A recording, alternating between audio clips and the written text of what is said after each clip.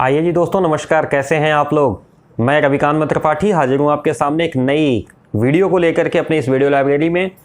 और आज का हमारा टॉपिक है 8वां पाठ संस्कृत से सुभाषित रत्नानी। जो लोग भी यूपी बोर्ड से हिंदी पढ़ रहे हैं, और विशेषतः मैं जो अपना वीडियो बना रहा हूँ ना अभी सामान्य हिंदी के लिए, जो भी साइंस साइड के स्टूडेंट्स हैं वे सामान्य हिंदी को पढ़ते हैं, तो सामान्य हिंदी से जो अनिवार्य संस्कृत है, यानी जो यूपी बोर्ड की हिंदी चलती है उसके साथ साथ एक पुस्तक एसोसिएट होकर चलती है, संस्कृत दिग्दर्शिका। तो ये जो संस्कृत दिग्दर्शिका पुस्तक है, इससे 8वां पाठ यानी सुभाषित रत्नानी आज हमारे सामने है। बीच के 2 पाठ मैं छोड़ रहा हूँ, क्यों? क्योंकि वो हमारे सिलेबस में नहीं है, वो साहित्यिक हिंदी वाले लोग पढ़ते हैं। तो आइए शुरू करते हैं अपना 8वां पाठ सुभाषित रत्नानी। सुभाषित रत्नानी मतलब भाषा, मतलब होता है वाणी। सु मतलब सुंदर, रत्न यानी सुंदर वाणी के जो रत्न हैं, यानी सुंदर वाणी से संबंधित जो बातें हैं ना, वो बातें इस पाठ में लिखी हुई हैं। सुभाषित रत्नानी पाठ है। पाठ का जो हिंदी नाम होगा सुंदर बातें। सुभाषित मतलब होती है सुंदर बातें, रत्न का मतलब होता है रत्न। जैसे हम लोग अंगूठी में पहन लेते हैं, माला में पहन लेते हैं, अच्छी अच्छी जो धातुएं होती हैं, इन्हें रत्न कहते हैं। मतलब सुंदर भाषा के जो रत्न है ना, उन्हें कहा जाएगा सुभाषित रत्नानी। मेरा परिचय आप लोग जानते हैं, मैं Ravikant Tripathi, administrative officer, lecturer Hindi, युग निर्माण इंटरमीडिएट कॉलेज देवरिया, खास देवरिया, और आपके साथ हूं। और आइए शुरू करते हैं सुभाषित रत्नानी। शुरू करने के पहले एक छोटा सा रिक्वेस्ट, प्लीज हमारे इस चैनल को सब्सक्राइब कर लीजिएगा, और यदि हमारा वीडियो अच्छा लगता है तो हमारे इस वीडियो को लाइक जरूर कर लीजिएगा। जहां कहीं कोई वर्ड फंसेगा उस वर्ड को आप हमको कमेंट बॉक्स में दीजिए, पर्सनल व्हाट्सएप करिए, मैं उसका as soon as possible reply देने का प्रयास करूंगा। मैं हमेशा आपके साथ हूं। अच्छे नंबरों की मंगल कामना के साथ आगे बढ़ते हैं। और आइए, पहला श्लोक मैं पढ़ूंगा, फिर उसका अर्थ बताऊंगा, फिर दूसरा, फिर तीसरा, ऐसे करके एक श्लोक पढ़ेंगे और हर श्लोक का अर्थ यहां पे डिराइव करेंगे। बहुत सारे लोगों के कमेंट्स मेरे पास आ रहे हैं कि सर क्वेश्चन आंसर करा दीजिए, और ये है वो। देखिए, मैं क्वेश्चन आंसर के लिए कोई वीडियो ना तो बनाता हूं ना बनाने वाला हूं।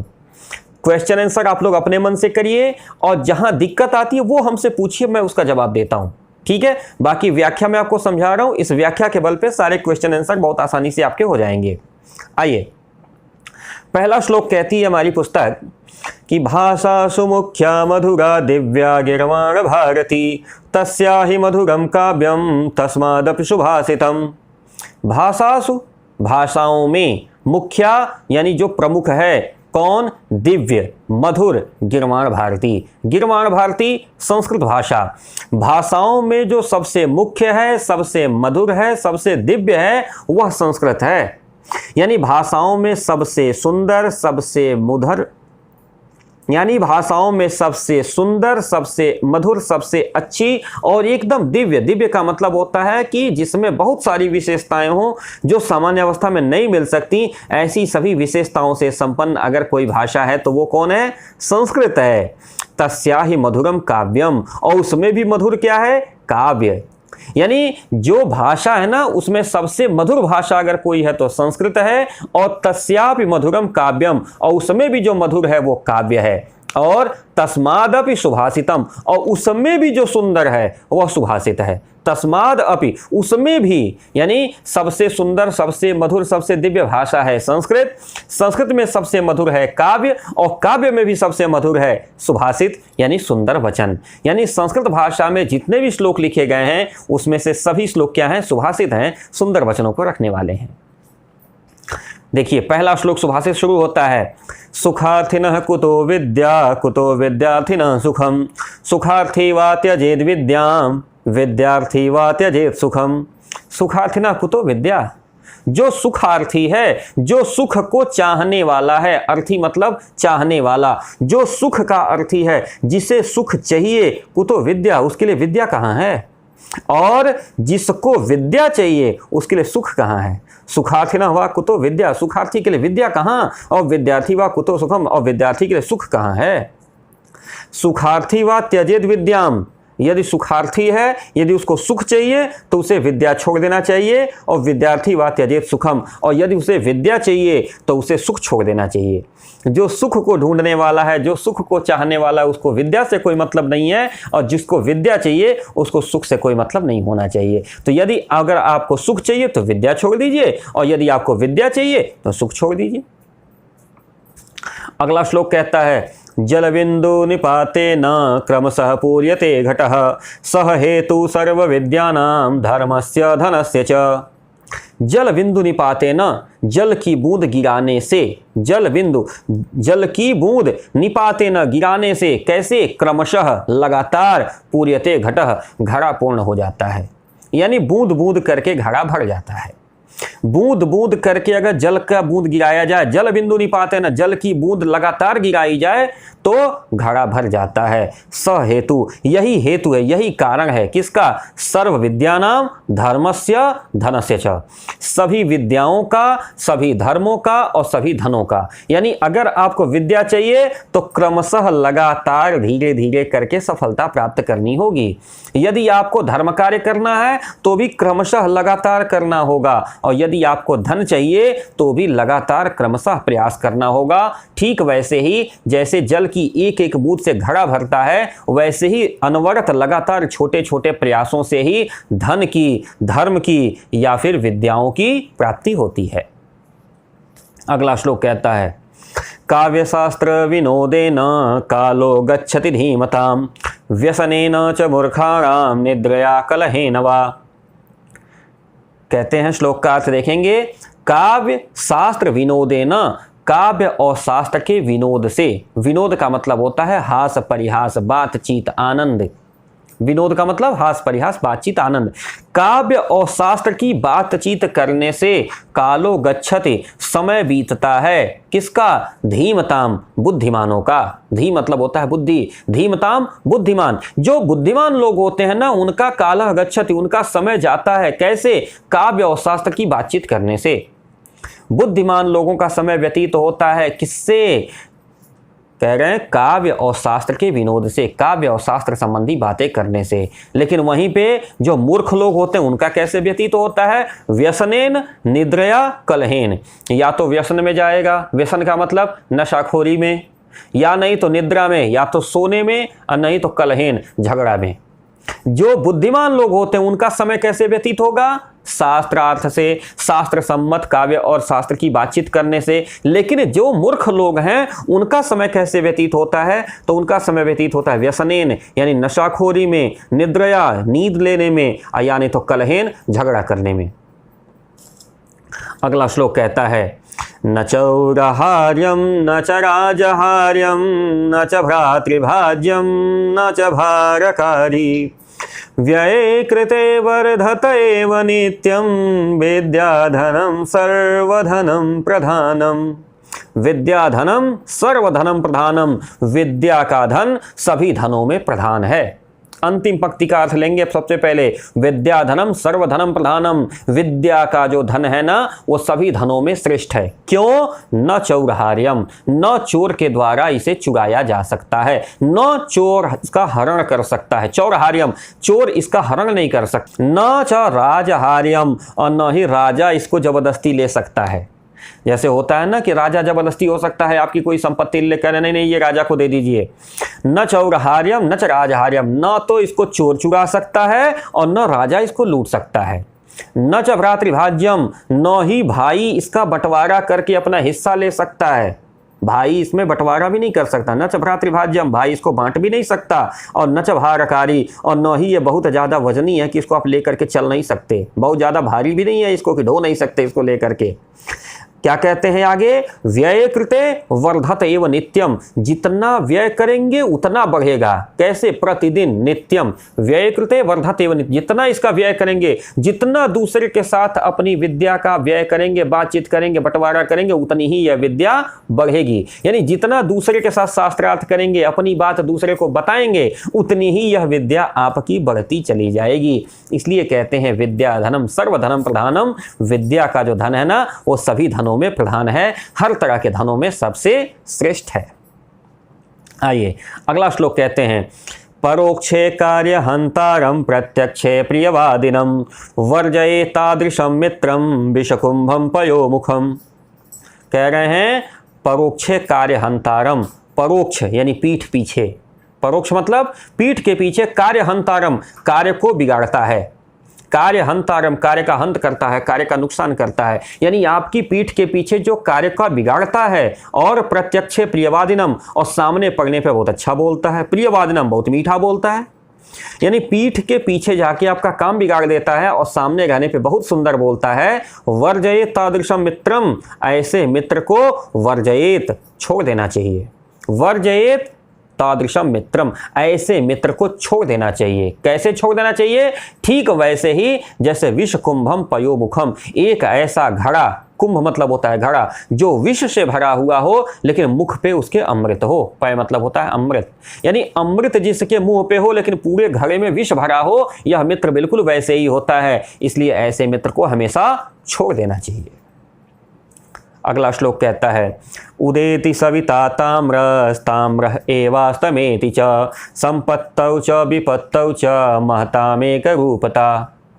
उदेति सविता ताम्र, सविता सूर्य, सूर्य का एक नाम सविता है। उदेति सविता ताम्र, जब सूर्य उदय होता है ना तो ताम्र के कलर का, यानी तांबे के कलर का होता है, सुंदर कलर होता है सुबह सुबह का।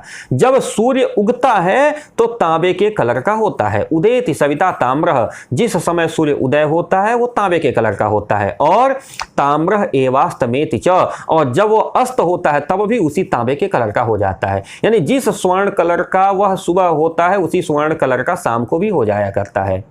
तो कहते हैं संपत्तौ च विपत्तौ च महताम एक रूपता। जो महताम, जो श्रेष्ठ लोग हैं, महान लोग हैं, उनको संपत्ति में और विपत्ति में एक रूपता दिखाई देती है। यानी जब वो संपत्ति पाते हैं, यानी जब उनको लाभ होता है तब भी वो बहुत ज़्यादा अहंकार नहीं करते, और जब विपत्ति में होते हैं, नुकसान हो जाता है, तब भी बहुत ज़्यादा शोक नहीं करते। यानी जो महान लोग होते हैं ना, वो संपत्ति में और विपत्ति में दोनों ही स्थितियों में समान भाव से रहते हैं। ठीक वैसे ही जैसे सूर्य उगते समय भी और डूबते समय ही दोनों तरह से एक ही रंग का हो जाया करता है। अगला श्लोक कहते हैं, वेद्या विवादाय धनम मदाय शक्ति परेशान परिपीडनाय खलस्य साधो विपरीतमेतद् ज्ञानाय दानाय च रक्षराय। जो मूर्ख लोग होते हैं उनकी विद्या किस काम में आती है? विवादाय, विद्या विवाद के लिए। विद्या किस काम में आती है? विवादाय। धन किस में खर्च होता है? मदाय, अहंकार में। मद का मतलब होता है अहंकार। धन किस में खर्च हो जाता है? अहंकार में खर्च हो जाता है। और शक्ति परेशान परिपीडनाय, दूसरे लोगों को पीड़ा देने में खर्च हो जाती है। जो मूर्ख लोग होते हैं, कहते हैं नीचे खलस्य, खलस्य मतलब मूर्खों की, खलस्य मतलब मूर्ख की विद्या किस में खर्च हो जाती है? कहते हैं ना सबसे पहला विवादाय, विवाद में खर्च हो जाती है। जो मूर्ख होता है उसका धन किस में खर्च हो जाता है? अहंकार में खर्च हो जाता है। और जो मूर्ख होता है उसकी शक्ति कहाँ खर्च होती है? दूसरे को पीड़ा देने में। लेकिन वहीं पे क्या है? साधो, जो साधु लोग होते हैं, जो अच्छे विचार के लोग होते हैं, वो वित्त के विपरीत होते हैं। किसके विपरीत होते हैं? खलस्य, मूर्खों के। जो खलस्य दुष्ट लोग होते हैं उसके विपरीत होते हैं। कौन? साधु लोग। क्या करते हैं? इनकी जो विद्या होती है, क्योंकि विद्या शब्द पहले ही आया है, उसी का अर्थ फिर हम ले रहे हैं। वह विद्या कहाँ खर्च होती है? कह रहे हैं ज्ञानाय, ज्ञान के लिए। धन कहाँ खर्च होता है? दानाय, दान के लिए। और शक्ति कहाँ खर्च होती है? रक्षराय, रक्षा के लिए। जो दुष्ट लोग होते हैं उनकी विद्या किस लिए होती है? विवाद के लिए होती है, झगड़ा करने के लिए होती है। धन अहंकार के लिए होता है और शक्ति दूसरे को पीड़ा पहुंचाने के लिए होती है। लेकिन इसके विपरीत जो साधु लोग होते हैं उनकी विद्या किस लिए होती है? ज्ञान अर्जन के लिए होती है। उनका जो धन होता है वो दान के लिए होता है, और जो उनकी शक्ति होती है ना, वह दूसरों की रक्षा के लिए होती है। अगला श्लोक कहते हैं, सहसा विदधीत न क्रियाम अविवेकः परमापदां पदम वृणुते हि विमिश्रकारिणं गुणलुब्धा स्वयमेव संपदः। कहते हैं सहसा विदधीत न क्रियाम, एकाएक क्रिया को विदधित नहीं करना चाहिए। न मतलब नहीं, विदधित मतलब करना चाहिए, क्रिया मतलब कार्य, सहसा मतलब अचानक। अचानक किसी कार्य को नहीं करना चाहिए। सहसा विदधित न क्रियाम, अर्थात बिना विचारे, बिना सोच विचार किए किसी कार्य को नहीं करना चाहिए। अविवेकः परमापदाम पदम, कैसे? अविवेकः परम आपदाम पदम, क्योंकि अविवेक होता ना परम आपदा का कारण बनता है। अगर अविवेक रूप से आपने काम कर लिया, बिना सोचे विचारे काम कर लिया, तो परम आपदाम पदम, परम आपदा बने सर्वश्रेष्ठ विपत्ति जो होती है वो आपके ऊपर आ सकती है। यानी अचानक बिना सोचे समझे किसी काम को नहीं करना चाहिए, नहीं तो सर्वश्रेष्ठ विपत्ति परम आपदा आपके ऊपर आ सकती है। तो करना क्या चाहिए? नीचे वाली लाइन देखे थे, वृणुते ही विमिश्रकारिणम गुणलिब्धा स्वयमेव संपदः। गुणलिब्धा संपदः, जो गुण के लोभी जो संपत्तियां होती है ना, वो विमिश्रकारिणम, जो विमिश्रकारी लोग होते हैं। विमिश्रकारी लोग कौन से होते हैं? जो सोच विचार के काम करते हैं, उनका स्वतः वर्ण कर लेती हैं। वृणुते वर्ण कर लेती हैं। जो गुण लुब्धा संपत्तियां हैं, ऐसी संपदाएं हैं जो गुण के स्वीकार करने वाली हैं, वे संपदाएं विमिश्रकारी लोग जो विचार करके कार्य करते हैं, ऐसे लोगों का स्वयं वर्णन कर लेती हैं, स्वयं उनके पास चली जाती हैं। अगले श्लोक देखेंगे, वज्रादपि कठोराणि मृदोनि कुसुमादपि लोकोत्तराणि चेतांसि को नो विज्ञातुमर्हति। जो वज्र के समान कठोर और पुष्प के समान मुलायम होता है। वज्रादपि कठोराणि, वज्र भी कठोर है, जिसके यानी कठोरता की परिभाषा जिसके साथ वज्र बन रहा है। कठोरता की परिभाषा कौन बन रहा है? वज्र। यानी जो वज्र के समान कठोर हृदय वाला है और आवश्यकता पड़ने पर पुष्प से भी मुलायम हृदय वाला बन जाता है, ऐसे लोगों को कौन जान पाएगा? यह श्लोक कहता है। पहला पंक्ति क्या कहती है? वज्रादपि कठोराणि, वज्र से भी कठोर, और आगे क्या आता है? कुसुम से भी मुलायम, मृदोनि च कुसुमादपि, और कुसुम से भी मृदु यानी मुलायम, लोकोत्तराणाम चेतांसि, ऐसे लोग लोकोत्तर होते हैं। लोकोत्तर मतलब इस लोक से ऊपर होते हैं, यानी वो देवत्व को प्राप्त कर लेते हैं। को तो विज्ञातुमर्हति, ऐसे लोगों को कोई जान नहीं पाता। यानी जो लोग संपत्ति और विपत्ति में एक समान रहते हैं, लाभ और हानि को अलग अलग नहीं समझते, हमेशा दूसरे की मदद करते हैं और आवश्यकता पड़ने पर वज्र से भी कठोर हो जाते हैं, आवश्यकता पड़ने पर पुष्प से भी मुलायम हो जाते हैं, ऐसे लोग साधारण नहीं कहे जाते। ऐसे लोग क्या होते हैं? लोकोत्तर। ऐसे लोगों को लोकोत्तर कहा जाता है। लोकोत्तर का मतलब होता है लोक से ऊपर, यानी जिनके अंदर देवत्व आ गया हो, जिनको देवता के बराबर मान लिया गया हो। चेतांसी, जाना जाता है। को तो विज्ञातुम अर्हति, कौन इसको जान सकता है? विज्ञातुम अर्हति, किसके अंदर इतनी अर्हता है कि उनको जान पाएगा? अर्थात ऐसे लोगों का मिलना दुर्लभ है। आगे वाला श्लोक कहता है, प्रीणाति यः सुचरितैः पितरं सपुत्रो यद भर्तुरेव हितमिच्छति तत्कलत्रं तन्मित्र आपदि सुखे च समक्रियं यद् एतत्त्रयं जगति पुण्यकृतौ लभन्ते। तीन चीजें दुनिया में बहुत ही पुण्यात्मा लोगों को ही प्राप्त होती हैं। अंतिम पंक्ति कह रही है, एतत्त्रयम्, यह तीन चीजें जगत यानी संसार में पुण्यकृतौ लभन्ते, जो बहुत पुण्य कर्मा लोग होते हैं उन्हीं को प्राप्त होती हैं। कौन कौन सी तीन चीजें? पहली पंक्ति में कहता है, प्रीणात यह सुचरितै पितरम सह पुत्रः, एक ऐसा पुत्र, सपुत्रः, वह पुत्र जो प्रीणाति प्रसन्न करता है, पितरम पिता को, सुचरितैः सुंदर आचरण से। वह पुत्र जो सुंदर आचरण से अपने पिता को प्रसन्न कर ले, वह पुत्र बड़ा दुर्लभ होता है। दूसरी पंक्ति कहती है, यद भर्तुः एव हितमिच्छति तत्कलत्रम, ऐसी पत्नी जो अपने पति के हित की कामना करे। कह रहे हैं यद भर्तुः एव, जो भर्तु मतलब होता है पति, जो उसका भरण पोषण करे, इसलिए भर्ता शब्द आता है पति के लिए संस्कृत में।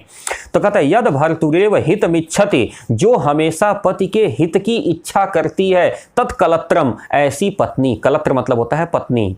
यानी पहली कौन सी चीज दुर्लभ है? जो अपने सुंदर आचरण से पिता को प्रसन्न कर ले, ऐसा पुत्र, जो हमेशा पति के हित की बात सोचे, ऐसी पत्नी। और तीसरा कहता है तन मित्र आपदि सुखे, वह मित्र जो आपदा में और सुख में, माने आपदा में भी और सुख में भी च समक्रियम, यदि समान कार्य करे, वह मित्र जो आपकी विपत्ति में भी और आपकी संपत्ति में भी दोनों में समान भाव से उपस्थित हो। ऐसा न हो कि संपत्ति आवे तो मिल जाए, विपत्ति आवे तो भाग चले, नहीं।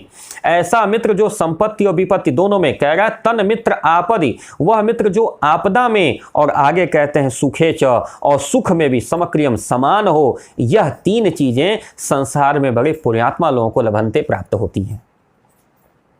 अगला श्लोक कहते हैं, कामान दुग्धे विप्रकर्ष लक्ष्मी कीर्तिं सूते दुष्कृतं याहि नस्ति शुद्धा शान्तां मातरं मंगलानां धेनुधीरासु नृता वाचमाहुः। इस श्लोक को पहले साधारण अर्थ में देखें, क्योंकि थोड़ा सा श्लोक यह दार्शनिक हो गया। हम इसका शाब्दिक अर्थ अगर देखें तो कहते हैं कामान दुग्धे विप्रकर्षत्य लक्ष्मी, जो कामनाओं का दोहन कर लेती है, यानी हमारे मन में जो कामनाएं हैं, जो इच्छाएं हैं, उनको मार डालती है, और विप्रकर्षत्य, और जितने भी तरह की दुर्भावनाएं हैं सबका कर्षण कर लेते, खींच करके बाहर कर देती है। लक्ष्मी कीर्तिम, यानी लक्ष्मी और कीर्ति यानी यश कीर्ति जो प्रतिष्ठा है ना, सूतम, इसको धीरे धीरे बढ़ाती है, और दुष्कृतम या हिनस्ती, और जितने भी गलत आचरण है, दुष्कृतम जो दुर्भावनाएं हैं, उसको मार डालती है। जितने भी तरह के शुद्ध, शांत और मंगलमय भावनाएं हैं, सबकी यह माता है। धेनु धीरा और सुनृताम वाचमाहु, सुंदर वाणी, वाचमाहु मतलब सुंदर वाणी जो होती है, कामधेनु गाय की तरह होती है, जो बहुत ही धैर्यवान होती है और सर्वत्र मंगल को प्रदान करती है। अगला श्लोक देखेंगे। व्यतिषजति पदार्थानन्तरः कोऽपि हेतु न खलु बहिरूपान्धित प्रीतयः संश्रयन्ते विकसति हि पतंगस्योदय पुंडरीकं द्रवति हिमरश्मा उद्गते चंद्रकांतः। कहते हैं व्यतिषजति, व्यतिषजति मतलब मिक्स करता है, मिलाता है, जोड़ता है, योग करता है। व्यतिषजति मतलब जोड़ता है, किससे? पदार्थान अंतरः कोपि हेतु, पदार्थ को अंतर से, कोई न कोई कारण होगा। कोपि हेतु, कोई न कोई कारण है जो पदार्थ को अंतर से जोड़ता है। पदार्थ यानी हम सभी, अंतर यानी ईश्वर। एवोगैड्रो की हाइपोथेसिस पढ़ेंगे ना, अगर आप लोग साइंस पढ़े होंगे ना, तो वो जानते हैं। एवोगैड्रो कहते हैं इस धरती पे दो ही चीजें एग्जिस्ट करती हैं, first is energy and second is matter. जो मैटर है वही पदार्थ है, जिसको हम लोग अपने यहाँ क्या कह लेते हैं? नर। और जो एनर्जी है वो नारायण है। नर और नारायण दो हैं, एनर्जी और मैटर। तो कह रहा पदार्थ और अंतर यानी भगवान, अंतर का मतलब है हृदय के अंदर जो अंतरात्मा, जो ऊर्जा, जो प्राणवायु है वो, और पदार्थ का मतलब हो गया यह शरीर। यानी पदार्थ को अंतर यानी भगवान से जोड़ने वाला कोपि हेतु, कोई कारण होगा। साधारण व्यतिषजति, कोई मिलाने वाला, व्यतिषजति मतलब मिलाने वाला, पदार्थ को अंतर से कोई कारण होगा। न खलु बहिरूपान प्रीतया संश्रयन्ते, प्रेम का संसरण यानी प्रेम की उत्पत्ति न खलु बहिरूपान, बाहर से नहीं होती। बाहर के आवरण से, बाहर की चमक दमक से, बाहर की वस्तुओं से प्रेम की संस्कृति यानी प्रेम का निर्माण नहीं होता।